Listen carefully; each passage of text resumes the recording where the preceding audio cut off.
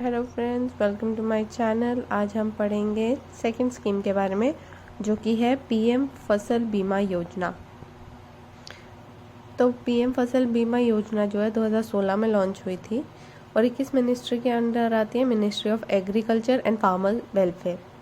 अब इस पहली वाली स्कीम के हमने पढ़े थे 3 ऑब्जेक्टिव थे, इसके 4 ऑब्जेक्टिव थे। पहला कि हमें इंश्योरेंस कवरेज देनी है और फाइनेंशियल सपोर्ट देना है फार्मर्स को। किस चीज़ों में कि अगर कभी क्या हो जाता है, नेचुरल कैलेमिटीज़ आ जाती हैं, पेस्ट अटैक हो जाता है, मोस्टली होता ही है क्रॉप्स में, और डिजीज़ आ जाते हैं, जो ऐसे ऐसे छोटे छोटे कीड़े आ जाते हैं, प्लांट्स को डिजीज़ लग जाते हैं जिससे पूरी फसल ख़राब हो जाती है।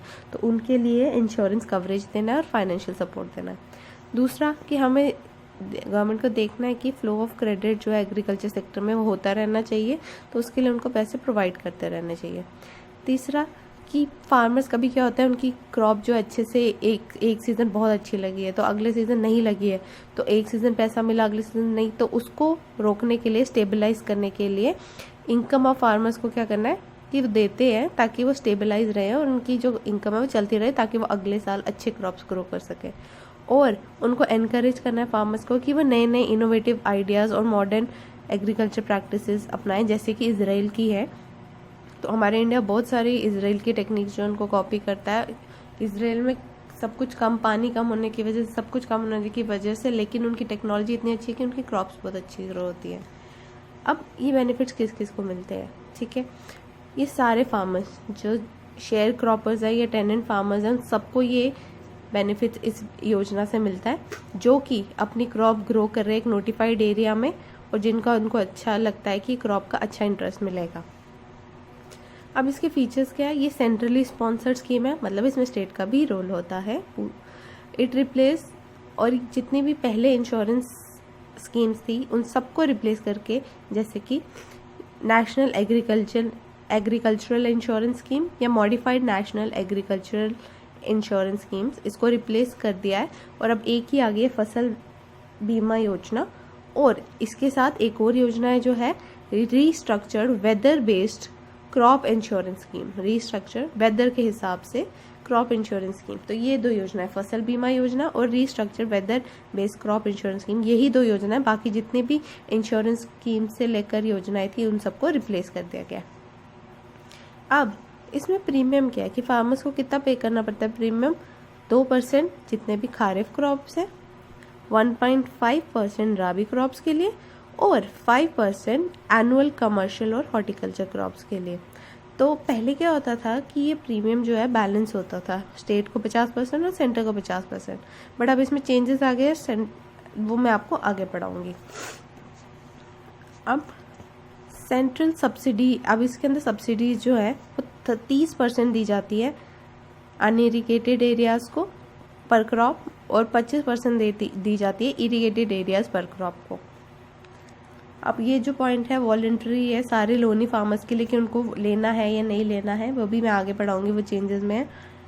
अब इसके अंदर जो पोस्ट हार्वेस्ट लॉसेस है, जैसे कि आपने फसल उगा दी, आपको मिल गया, उसके बाद कुछ ऐसा आ जाए कि बारिश हो गई, ड्रॉट्स आ गए, फ्लड्स आ गए, उससे आपकी क्रॉप नष्ट, तो वो भी इसके अंदर इंश्योरेंस स्कीम के अंदर इंक्लूड होती है। और ये कैसे इंप्लीमेंट की जाती है, एरिया बेस्ड अप्रोचेस पे, एरिया के हिसाब से की जाती है।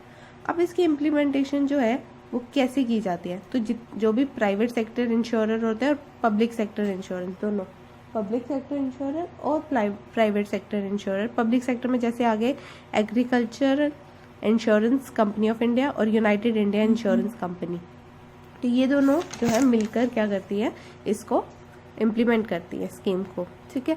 अब ये जो इम्प्लीमेंटिंग एजेंसी होती है, जो हमने पीछे पढ़ी प्राइवेट और पब्लिक, ये कौन देखता है, इनकी सिलेक्शन कौन करता है, तो वो स्टेट गवर्नमेंट करती है बिडिंग सिस्टम से। अब जैसे मैं कह रही थी कि गवर्नमेंट ने अभी अभी मॉडिफाई किया और फसल बीमा, पीएम फसल बीमा योजना और restructure weather based crop insurance scheme में चेंजेस लाए हैं। अब जो ये बिजनेस एलोकेशंस है इंश्योरेंस कंपनीज को, अब इसका टाइम कर दिया गया है 3 साल के लिए, ठीक है। अभी करंटली टेंडर जो है वो स्टेट 1, 2, 3 साल के पीरियड पे ही देता था, अब 3 साल के लिए कर दिया गया है। दूसरा मैंने आपको पीछे बताया कि जो प्रीमियम जो सब्सिडी दी जाती है 30% अनइरिगेटेड एरिया और 25% इरिगेटेड एरियाज के लिए, वो भी इसके अंदर चेंजेस आए हैं। तीसरा जो मैंने बताया था वॉलंटरली, कि जो जितने भी लोनी फार्मर्स हैं वो वॉलंटियर है कि उनको इनके अंदर ये बीमा योजना करवानी है या नहीं करवानी है। पहले क्या होता था कि सबको मैंडेटरी होता था कि करवानी ही करवानी है। फिर उसके बाद है कि जैसे मैंने पीछे बताया कि नॉर्थ ईस्ट स्टेट में पहले 50% था प्रीमियम, मैंने बताया बैलेंस प्रीमियम था, अभी भी बैलेंस है, बस सिर्फ नॉर्थ ईस्ट स्टेट में ऐसा हो गया है कि सेंटर का जो है 90% हो गया और जो स्टेट है बाकी 10% बचा हुआ। अब इसमें एक वेरी इंपॉर्टेंट पॉइंट कि स्टेट और यूटीज को पूरी छूट दी गई है कि वो क्या करे, कोई भी जैसे डिजास्टर कैलेमिटीज है कि आपको इसके अंदर ड्रॉट्स इंक्लूड करने हैं, फ्लड्स इंक्लूड करने हैं, जो भी इंक्लूड करना है वो स्टेट और यूटीज जो है गवर्नमेंट कर सकती है। एडिशनल रिस्क कवरेज और फीचर्स कि अगर इससे इतना खर्चा हुआ इतना हुआ, वो सब स्टेट और यूटीज को दी गई है फ्लेक्सिबिलिटी कि आप सिलेक्ट कर सकते हो। और सबसे इम्पोर्टेंट पॉइंट कि जैसे अभी खारिफ सीजन चल रहा है तो आप सिर्फ उसी क्रॉप के बारे में बात करो। ये नहीं कि आपको राबी क्रॉप को पिछले साल लॉस हुआ था, अभी खारिफ सीजन चल रहा है तो आप राबी क्रॉप की बात कर रहे हो, नहीं, जिस टाइम पर जो सीजन चल रहा है उसी के बारे में बात की जाएगी। और रिसेंटली महाराष्ट्र पहली स्टेट बनी है जिसने क्या की है, अपने लैंड रिकॉर्ड्स को इसके अंदर पोर्टल के अंदर जो है दर्ज करवाया है। ठीक है, thank you and have a nice day. आज के लिए इतना ही। तो अगर आपको मेरी वीडियो पसंद आई तो लाइक और सब्सक्राइब जरूर करें। Thank you.